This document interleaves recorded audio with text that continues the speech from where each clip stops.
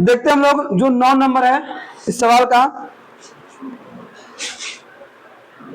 दिया गया है। इसमें यदि किसी एपी के तीसरे पद और 9वें पद क्रमशः 4 और -8 है, यानी तीसरा कितना दिया हुआ है 4 है और 9वां पद -8 है, तो इसका कौन सा पद शून्य होगा हमको निकालना होगा।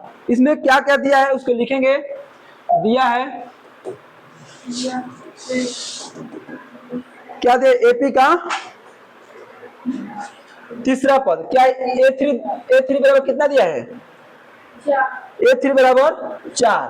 क्या हम इसको ए3 बराबर 4 दिया है तो ए प्लस कितना करेंगे 2d बराबर 4 समीकरण 1 मानेंगे। अगला दिया है कि 9वां पद यानी ए9 बराबर कितना दिया है -8। इसको हम क्या लिख सकते हैं ए प्लस 8d बराबर -8। इसको हम समीकरण 2 लिखते हैं। ठीक है, और हमको क्वेश्चन में निकालना है कि कौन सा पद यानी an का मान कौन सा पद होगा जो 0 होगा। ठीक है, तो इस सवाल को बनाते हैं हम। तो अब क्या लिखेंगे समीकरण 1 और 2 से, यानी समीकरण 1 माइनस समीकरण 2 करने पर समीकरण 1 माइनस समीकरण 2 से जब इसको करते हैं जहां समझना है बोलना है। समीकरण 1 क्या है a प्लस 2d बराबर 4। समीकरण 2 क्या है a प्लस 8d बराबर -8।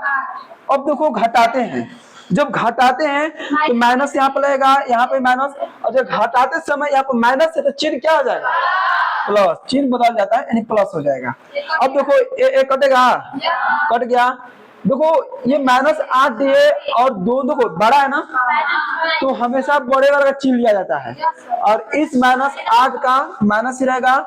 8 में दोगे 6 20,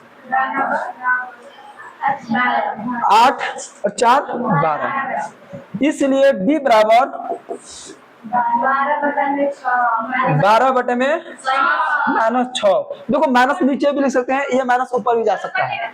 कटेगा 6 कम 6 6 दूनी -d 2 आया, यानी d का मान कितना आया -2। अगला हमारा कह सकते हैं कि d का मान समीकरण d का मान समीकरण 1 में रखने पर, देखो कोई जरूर नहीं है कि d का मान समीकरण 1 में ही रख सकते हैं। क्या d का मान समीकरण 2 में भी रख सकते हैं, रख सकते हैं। अपने अकॉर्डिंग हम लोग जब d का मान इसमें रखते हैं तो देखते हैं जो इजी लगे हमको उसमें रखते हैं। ये हमको इजी लग रहा है, ए कितना है a प्लस 2d बराबर 4। अब देखो a का मान यहाँ नहीं दिया है, a का मान ही रहेगा प्लस 2, d का मान कितना है -2 आया है, गुणा -2। देखो यहाँ पर माइनस रहता है, गुणा भी दे सकते हैं, यहाँ पर नहीं भी दे सकते हैं, बराबर 4।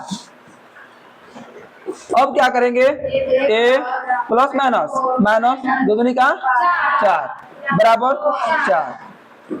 अब क्या करते हैं a बराबर, देखो यहाँ पर ध्यान देना कि a बराबर कितना होगा 4, और ये माइनस उधर जाएगा तो क्या हो जाएगा +4 बराबर कितना आ गया 8।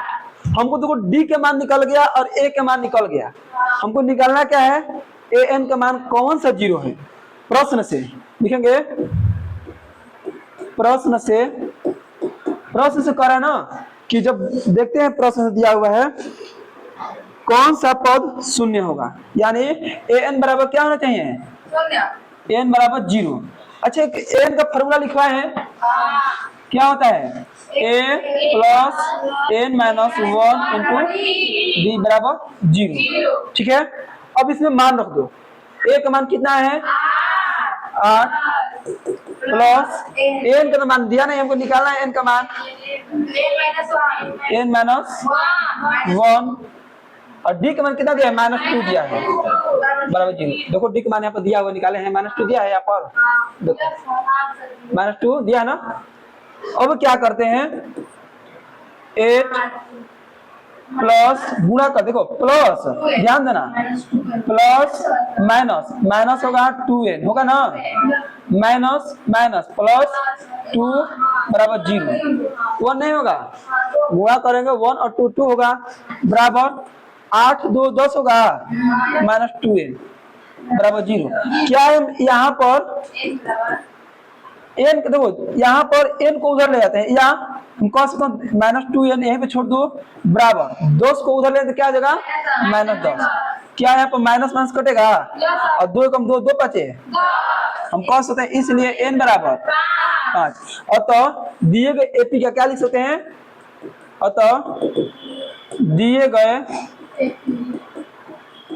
एपी का पांचवा पद शून्य होगा, शून्य होगा। देखो कितने आसानी से बना ना, आराम से, देखो जो भी दिया जा रहा है उसको समीकरण 1 और समीकरण 2 मानकर बनाना होता है, ठीक है।